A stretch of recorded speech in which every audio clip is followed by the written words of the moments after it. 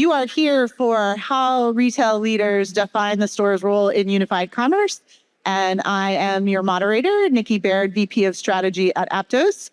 Aptos is an enterprise software company. We focus on the parts of retail that are differentiating and hard. So everything from point of sale to omnichannel to inventory and merchandising, that's us. And we are very excited to talk about unified commerce. So everyone's focused on unified commerce and digital transformation. I think it was the only thing I saw that occurred in the agendas of all this conference with any frequency approaching generative AI. So number 2, yay, unified commerce. The challenge in all of these discussions is that the store often gets left behind. The store is hard. It is really almost a reality distortion field around stores. I've seen people dump entire slushies inside cash drawers. I have seen all kinds of crazy activities. Gravity is defied. Wi-Fi is defied. Physics just does not exist inside the store. So not only is it hard to deliver that in stores, but the technology that can go in stores today has changed a lot, and it changes really fast. And consumers and their use of technology really, truly change faster than any retailer in their right mind can keep up with. So it's a big challenge to deliver good experiences in stores and to use technology to enable those experiences. So we wanted to put together a session that focused exactly on that. And I have with me 2 leaders from the same company that you don't often see on stage together. Not that these 2 guys don't appear together, but you don't often see IT and the business talking together about their challenges and opportunities and how they address the store. So I'm really excited for this session today. And we're going to go through a couple topics that we have up on the screen. And in order to get us really going, I'm going to have our speakers introduce themselves. I'm actually going to start with Michael. If you could please introduce yourself, and then we'll go right. Thanks, Nikki. So my name is Michael Haan. I'm the VP of D2C technology, encompassing e-commerce and store technology, and a few other things in there, integrations, plus our PLM system. Been at Cole Haan for about 7 years, going on 8. We've done literally everything in that time, most of it with Aptos, omnichannel. We've done some ERP, rips and rewraps and upgrades, et cetera, as well as moving forward with our digital business. So that's me. Hi. All right, and Ray. Hi, everyone. I'm Ray Etzo. I'm the VP of Stores in North America for Cole Haan. I've been with Cole Haan for 10 years. Prior to that, I started my career at Nike back in the early 90s, and then moved on to Converse. After Nike had bought Converse, they were looking for someone to open up some stores.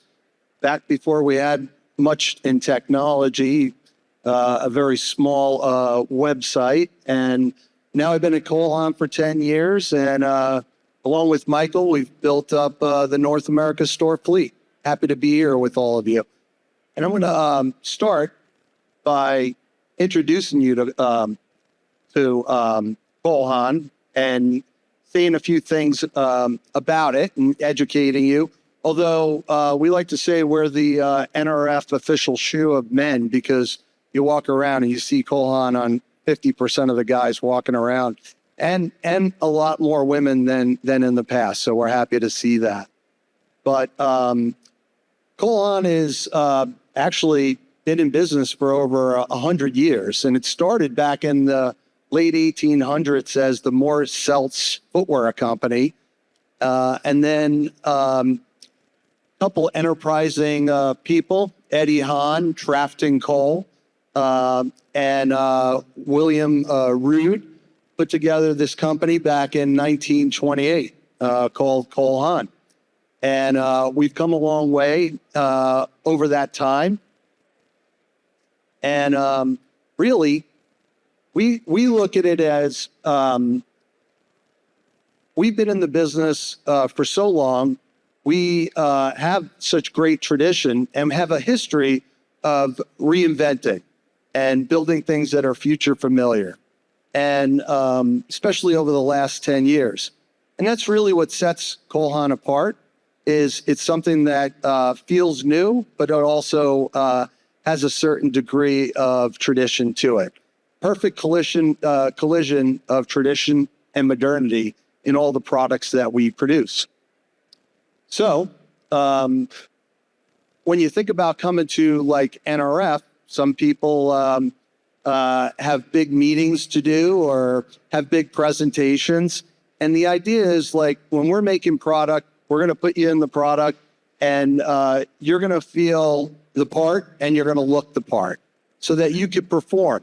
And Cole Haan makes products not only for in the office or the boardroom, but also on courts, for weekend weddings. We say work to weekend from Manhattan to Maine. So that's sort of what separates Cole Haan from the rest.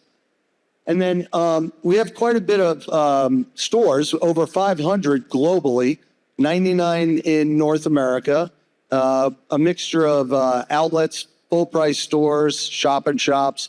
But we've grown dramatically, especially over the last 10 years, since we separated from Nike, and now we're owned by a company called Aptos. And it's been a great relationship over the last 10 years. And our stores bring together this collision of tradition and modernity. So as we talk about experience in store, the experience has to feel that way as well. Old school retail feel, but then also slick ways of getting customers what they want in an inspiring way. And it's just a look at some of our locations. This location actually hasn't been built yet. This is going to be the Eaton Center up in Toronto in May. So we're excited for that opening. And then I also have a shot here of South Coast Plaza in California, as well as this is a concept that we did right before the pandemic. It's called the Grand Shop. We have these globally, but in the US, we only have this one prototype that we built right before the pandemic hit in Valley Fair, San Jose. So looking to expand upon that. And that's your introduction to Cole Haan. Thank you very much. So now that you know a little bit more about Cole Haan and what kind of store environment they're running, let's level set on unified commerce. So everyone throws that around like we all know what it means, but it also has a lot of definitions. So my first question for you is what does the term mean to you? And Michael, let's start with you. Sure. I mean, I think unified commerce means about the same thing to me as it did 14 years ago when they were calling it omnichannel. So I'm not sure that much has changed in that regard. It basically just means we all already know this, getting customers what they need when they want it, and the technology that we put together along with Aptos to make that happen, including ship from store, endless aisle opportunities. I mean, if a customer comes into the store, especially now, they certainly don't expect you to say, sorry, I don't have your size 8. You'll have to go elsewhere. They expect you to be able to do what they can do at the counter just as well as you should be able to, which is just get on their phone and order it from the website and have it shipped out. So that's omnichannel. I don't know if it's changed any since then, but Ray, I don't know, maybe you've got some thoughts.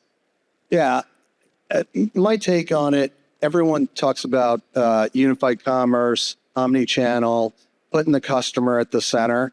I tend to take a different look at it as a stores person.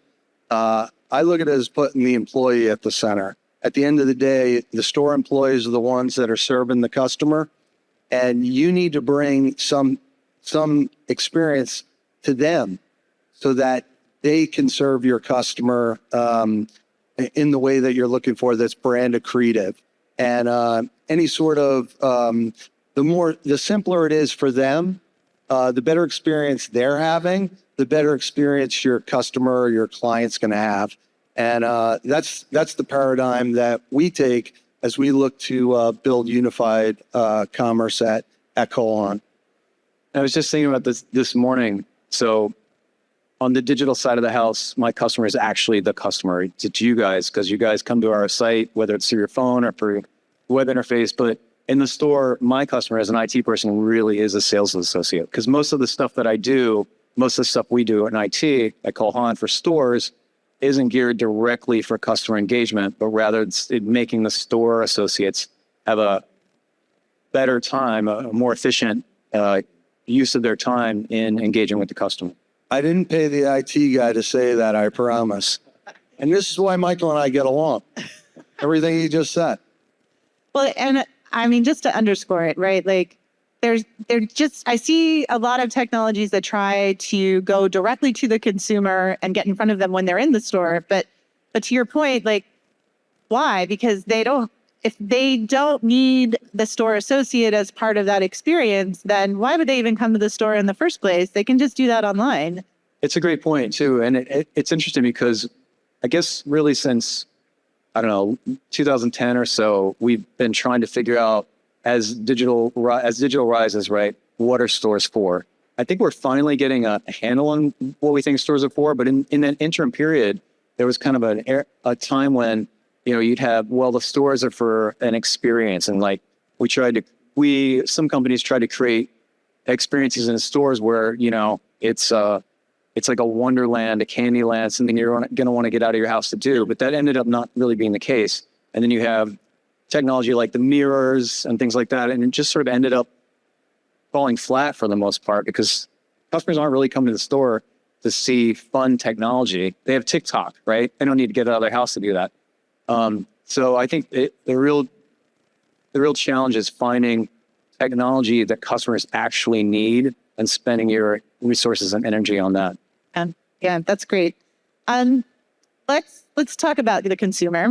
And you mentioned that, you've been trying to figure out really what the store is for. Part of the reason why is because consumers have changed a lot. I mean, we talk about pandemic and post-pandemic, but there really is a change in consumer behavior that we're seeing. And I'm wondering if you guys are seeing the same thing. Ray, how are customers changing in their expectations? Yeah. Well, going back to what the stores are for, I got a report this morning and it outlined our digital returns from the weekend. And not in a bad way, but in a good way, I say that because stores have a purpose, and a lot of people don't want to they don't want to go to the mail and send back their returns, want to come back to the store, and frankly, more likely to exchange when they come in. But in terms of expectations, I would say that's what's changed the most from customers. Just that and their use of different technologies. People are more apt to buy online. And then likewise, they're using their devices more to shop. But also the expectations have gone up. They want to come in. They want to get what they want, like Michael talked about earlier. And a lot of times they just want to they want it to be simple. So your job is to bring a simple experience that's going to get them what they want and keep them coming back.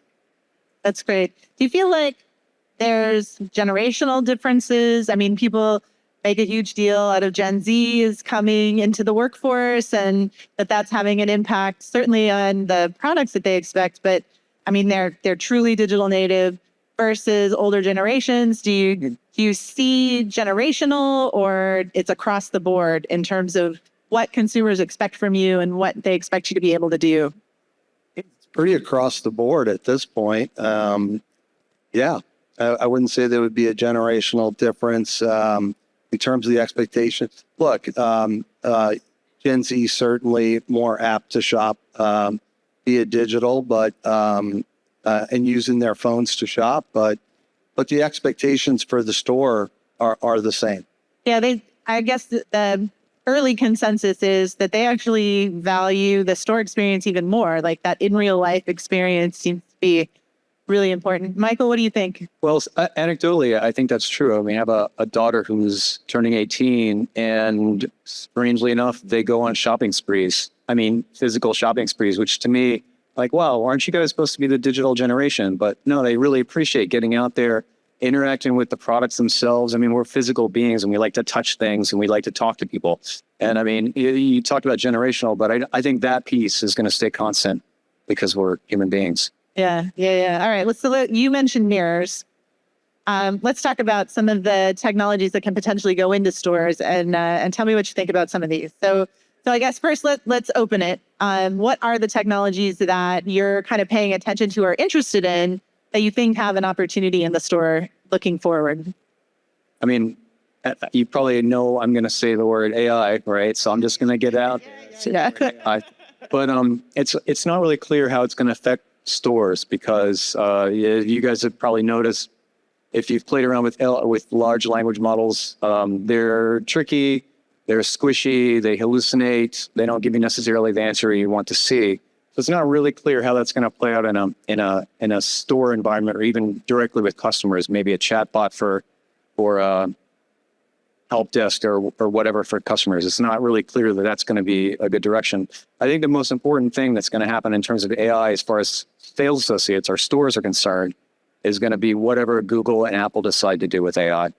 And I think it's not a stretch to imagine that they're going to come out with an AI-powered Siri, an AI-powered agent that actually works, which will be a boon to all of us. But I can imagine, 3 years from now, you're going to say, "Hey Siri, what's new for me? What boots are available for me in Cole Haan?"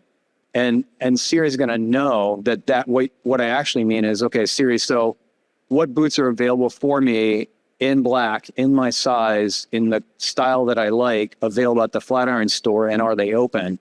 And Siri's going to put all of that together and tell me, yes, they're open. Here's the store hours. Go here. Here's what we picked out. Maybe put stuff for me in my Cole Haan cart. Show up at the store. Hopefully, we've got unified commerce to the point where you can see what's in there digital. Say I worked that in there. And I think that's how AI is going to work for stores. All right. How about RFID? RFID in the stores? Well, we tried it. So if you're RFID and you've got a giant assortment and you've got aisle after aisle after aisle, of course, it's a no-brainer. But we actually tried a pilot in the Grand Shop. Apple had come out with the RFID, ability to read the RFID directly on the phone. And for a bunch of operational issues, it was pretty clunky, not only for us from an operations standpoint, but the customers didn't quite get it. But then COVID hit, and then it turned out that the real digital to analog interface was QR code. And so we haven't made any new forays into that area, but if we were, it would be QR code, not RFID. Not RFID. Yeah. That's so interesting that, QR codes, everybody was concerned about consumer adoption. And then they got an education from restaurants, but then they were more than willing to take that shopping with them into a higher end. It's a normal thing now. We do use QR codes in our stores, and we have for signups and things like that. Yep. All right. What do you think about AR, VR? Doodad. Yeah. All right. Let's try clienteling or loyalty. Maybe, Ray, what do you think? Loyalty programs, clienteling? Yeah, certainly. And we are at Cole Haan, we're in the midst of changing out our loyalty program, but it's a big part of your consumer experience. And you want to reward your customers. And it's a key retention strategy. So, a critical part of the go forward, for sure. Is some of that in response to just like cookies and identifying consumers? It's harder. You kind of need a loyalty program, or you really look at it as the retention and the... More so as retention. Okay. Yeah, because likely if customers are part of your CRM, they're interested in it, right? So once they are engaged, they're more likely to be repeat buyers and come back. Okay. Yeah, for sure. All right. So I'm going to, Ray, ask you this one first because it's very tech, but do you care about cloud or the delivery of the technology, or do you leave all that to Michael? I care about the clouds tomorrow. It might interfere with my ride home. I'll defer to Michael on that. All right. That's good. Like you don't, it's not something you have to care about because you have a partner who is helping you take care of all that. A very experienced and smart partner. Yes. Yeah. Great. And I mean, cloud's pretty much like omnichannel is now. It's pretty ubiquitous. We don't think about it anymore. It's just something that you do. I mean, the store, it has always been a challenge to deliver technology in the store, and everybody really worried about cloud point of sale. So you now have a cloud native point of sale. So, Well, I got to say, and they're not paying me to say this, it's been great. Because it used to be, I could give you example after example of how difficult, and I'm sure you guys know, it is to roll out new software to kind of a physical based point of sale.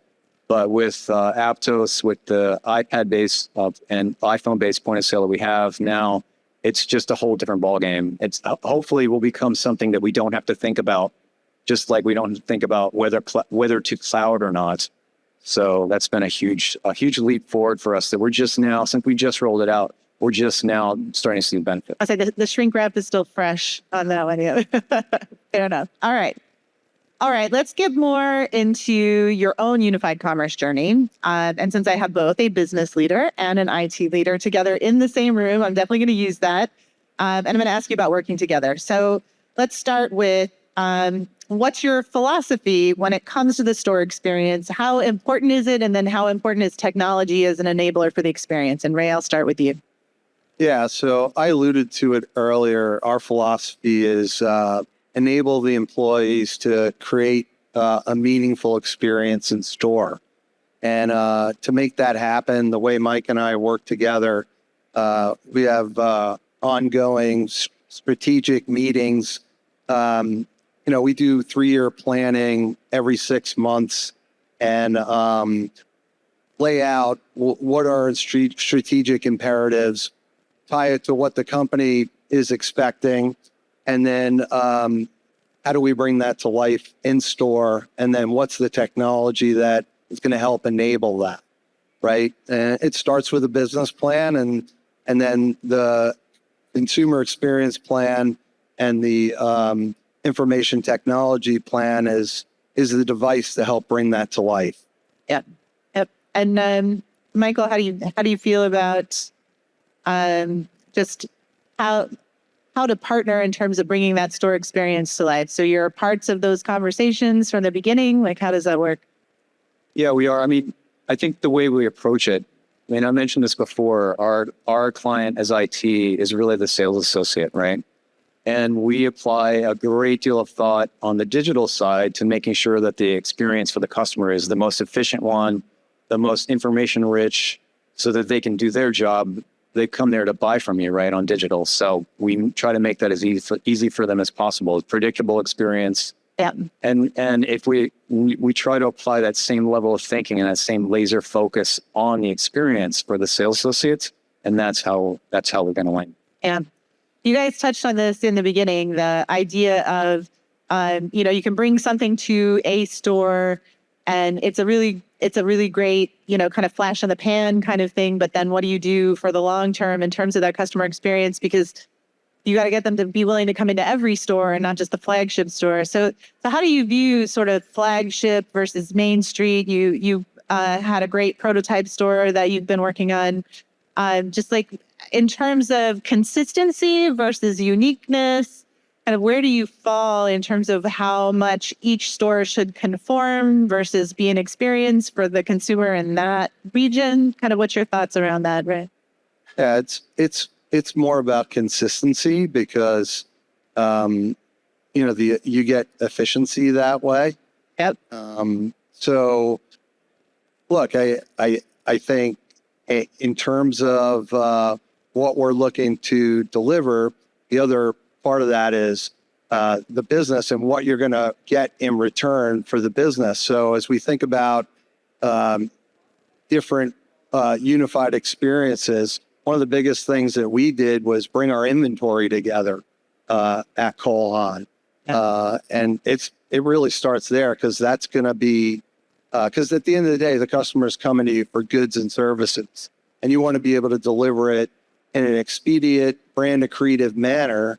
So, and that starts with bringing all your inventory together. And that was like a big change at Cole Haan when we were able to do that. Yeah. Because that's the enabler of everything else. One of the hardest things to do now that we've gotten through the obvious commercial omni-channel use cases is trying to figure out what's next for the customer, what's next for the digital and store, bring the digital and store together, and trying to decide which of those are commercially viable. Because, you know, as I said before, the mirrors, you've got the experience, those things don't necessarily pan out from an ROI perspective. So I will say it is helpful to have a store like Grand Shop where we can use that as a test bed. We're just now coming, we're all just now coming out of the period. This is probably the first NRF that feels kind of normal, right? Yeah. And we're just now coming out of that period we just all went through, and we're able to start making thoughts about the future, where Grand Shop is going to be an interesting part of that. Yeah, that's great. So actually that kind of ties back in the intro when we were asking about unified commerce, and you said, well, we've been talking about it in some form or another for 14 years. So how far along the road are you? I know I'm recognizing that the goalposts keep changing as you go. So kind of where are you in pursuit of unified commerce, would you say? I mean, like I said, we've gotten all the major commercial ones out of the way, and they were extremely, well received. I think unified commerce, honestly, is going to be a game of the long tail and bringing in optimization plays or plays at the edges, things like being able to, we mentioned clienteling, being able to recognize customers when they walk in the door, understand who they are, membership tie-ins, things like that. So it's things we've been talking about for a while, but since we've been getting through the bulk of the major omni-channel rollouts, now these are the kinds of things we'll tackle, but again, only if they're going to be commercially viable. And it's different for every brand. It's different for every business, right? You're going to prioritize based on your strategic plan, and you're going to bring those services, those unified commerce experiences to life based on what that strat plan is. Yeah, that's great. All right. So I have business and IT on the stage together. How do you guys work together? So you talked a little bit about a 3-year plan. In the day-to-day, in the moment, how do you guys work together? How do you maintain your alignment when you get into that execution and things get a little crazy there? Well, it's usually like a Saturday morning, and I call Mike while he's drinking his coffee. Mike, register down aisle 4. No. And then I immediately switch beverages. Say, I'm sorry, you're breaking up. You're breaking up. No, look, great thing about working at a place like Cole Haan, it's a smaller company. So everybody knows each other. Everybody's hand in hand. And, we joke, but I'm very lucky working with someone like Michael, and pretty much the company's that way, where each department, it's not cutthroat, where you're being pinned up against each other, which happens in some cases, I guess. But, we're working towards the same goal. We have the same mission, and, we're in different disciplines, but like on any team, you do your job, and, hopefully you get to work with great people along the way. And pretty much in my case, I've been really lucky working with Michael. Yeah. That's right. And the same here. I mean, I was thinking about exactly this morning. And it really comes down to, it's weird that I have to continually remind myself of this, but it does come down to a relationship of trust, right? Like I trust that you have my best interests at heart, and you trust that I have your best interests at heart. And that's what makes it easy to get through the rough patches. So let's imagine something goes wrong at 30 and Ray gives me a call. He knows that I'm going to do everything that I can to fix that problem. Right. Yeah. And I think when you get into a larger organization, things tend to get a little bit more systematized and widgetized, and you lose a little bit of that personal trust because it's sort of put into the system itself. But luckily at Cole Haan, we're small enough to where it matters. And beyond the day to day, it's like the forward thinking, it's the differences that people have. Like Michael and I are completely different individuals and have different strengths and opportunities. You know, he was windsurfing this weekend, and I was sitting on the couch watching football. But no, it's by all means, it beyond the day to day. It's the forward thinking, working together to create a vision, right? And whenever you have the business and IT, how you keep them aligned. I think Michael's right. It starts with trust. Certainly, you have people that have been in the trenches together for a while and been through a lot together. It makes it a lot easier because you build trust along the way. So, Michael, for you, as technology advances like cloud and APIs and extensibility, does that change what you can accomplish in terms of bringing his vision to life? Yeah, the ubiquity of sort of open APIs that we can use to interact with these systems means that we're able to put together combinations of APIs and interactions that the vendors themselves, like Aptos, for instance, hasn't thought of. So I'll give you, for instance, there's a piece of functionality that we've wanted most recently that Aptos actually doesn't have available to us native inside the application itself, but they have given us open APIs, and we've managed to figure out a way to work around that limitation and get the functionality that we need. Now, when Aptos releases this functionality in a subsequent version, fine, we'll take advantage of that. But this allows us to provide business value as soon as possible. And that's the richness and depth of the APIs that are available to us is directly proportional to the amount of value that we can provide for Ray, for our customers. Yeah. And let me follow that up with the digital side. So you've got the digital business as well that you're supporting. And of course, it has to provide a seamless customer experience between store and online. So how do you manage the priorities between the two sides of the business from an IT perspective? I mean, for the most part, they've got dedicated teams. So we're able to produce functionality on both sides of the house. When they do overlap, we have the capacity to sort of work that through. So there's no real resource contention. Yeah.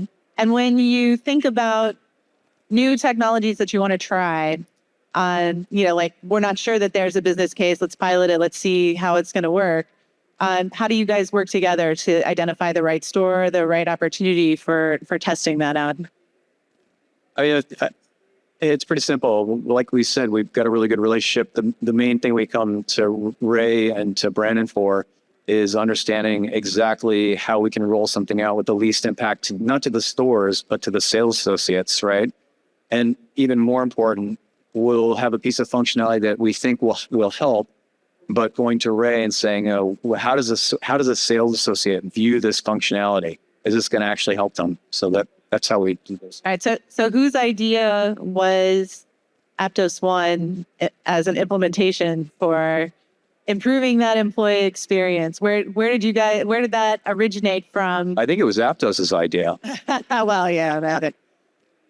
But so you took it on, or did you take it to Ray, or Ray, did you see that you guys participated together? I mean, I think it was in the air. It was kind of, it was part of the zeitgeist, right?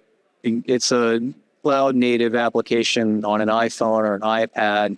It was kind of the moment. It made perfect sense. We were at the end of our journey with 6.4, with compliance, and so it just made sense. And we were fortunate in that it all came together at the right time. At the right time. Yeah, that's probably the toughest part, right? It's like software is one thing, but the hardware and the payments and all that other stuff, it's back to the reality distortion field. And unfortunately, for better or worse, compliance now drives a lot of IT decisions. In terms of, we could have probably kept stores 6.4 running forever. Right. Why not, right? It works. It works in the stores. And we were lucky. We had an impetus behind the compliance piece, but we were also able to get benefit out of it that we're seeing now. I have to say it was a much better holiday on Aptos One than it would have been on 6.4, I think. Yeah. No offense to the retailers still using 6.4. Yeah. But it was faster. And, we didn't have any Saturday calls. Yeah. That's good. But yeah, for sure. Good to hear. All right. So let's wrap up a little bit. Let's talk about the pace of change that's out there. When you combine consumer expectations and tech advancements, is it manageable? Is it slowing down? Is it speeding up? Kind of what's your sense for where we are in terms of the pace of change that we're seeing? Michael, I'll start with you. I think the pace of change has slowed. And I say that because I think the change that we've experienced over the past, decade or so was really driven by the explosion of change coming out of the iPhone release, right? And we've all sort of been riding on the momentum from that experience.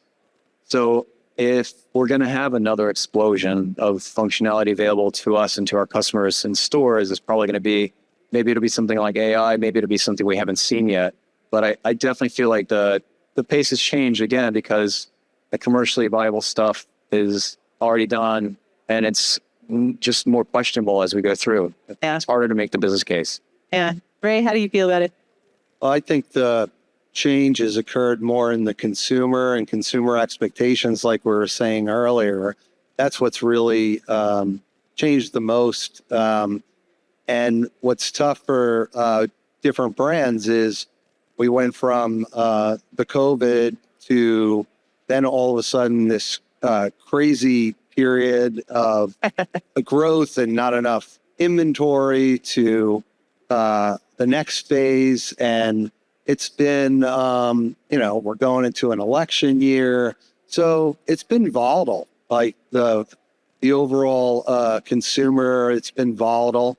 Luckily, the Cole Haan brand's a strong brand and we've worked through that, but there's no doubt, like everybody knows what's happening out there and you have to be prepared to play in that ocean. Otherwise, the wave's going to tidal you over. Again, being in a smaller company, it's helpful because our ship in the ocean's smaller and we can move really fast. So that's a competitive advantage. But for bigger companies, some of the change that needs to occur can be pretty devastating because it goes slow and it's slow and painful. Change is best when you just rip the Band-Aid right off and get into it. Ray, you made me think, a lot of the change that's happened for us really hasn't been in the technology sphere. You mentioned it's really been in the macro environment.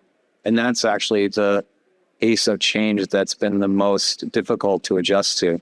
Yeah. And it's unknown if we're going to be heading into another Holocene like we've just been through, or if we're headed into more turmoil. No one knows. Yes. Yeah. I guess on the bright side, maybe like we're all in the same boat, I guess, but Good. try to find a Let's keep with that analogy. Yeah. So you guys took on something that's really disruptive, changing out point of sale. It's never easy. It's always a big change because you have to touch all your stores, to touch every store employee. You have to equip them with all new capabilities and new ways of doing things that they were doing before, but not necessarily in the same way. So for anybody else, because as you said, compliance is becoming more and more of an issue, hardware, end of life, always an issue. Anything you want to share with other retailers undergoing unified commerce transformation? I would say looking out there, I see employee I work with that helped us move through the POS implementation. And I know Michael has a great employee, a leader under him or that works with him, I should say. And, I would say, you see the camaraderie that we have, it's similar and it trickles down, and that's critical. You can't have opposing sides. Like you can't have, people digging into their own little foxhole. You're all in it together. So, the people that we work with, they're the ones that are doing the work. They're the ones bringing it to life. And it's important that they understand what the mission is and, they have the same values that the company has in working collaboratively and Yeah. as a team. So I'd say that first and foremost. Yeah, that's great. Michael, you want to add anything to that? I would only echo what Ray said. And then it's still, we talk to customers of yours who are still kind of in the beginning of the unified or commerce or the omni-channel journey. And it's still, having been through it already, it just seems so obvious that you would do these things, but people still have questions. And I would say, if you're thinking about it, it's just a question, just do it, right? Unless you're one of our competitors, in which case it's really difficult and you should think twice. But aside from that. Fair enough. All right. Well, that kind of brings us to the end of the discussion. I found this fascinating and really great insight into how you both are thinking about unified commerce. And obviously, I have to give a little bit of a plug. So thanks to our partnership with great brands like Cole Haan, we at Aptos do know a little something about how difficult it is to deliver in stores and make stores great and successful. And I hope you all found this valuable too. And I hope this contributed to a great experience for you at NRF. And please thank our panelists for sharing their thoughts.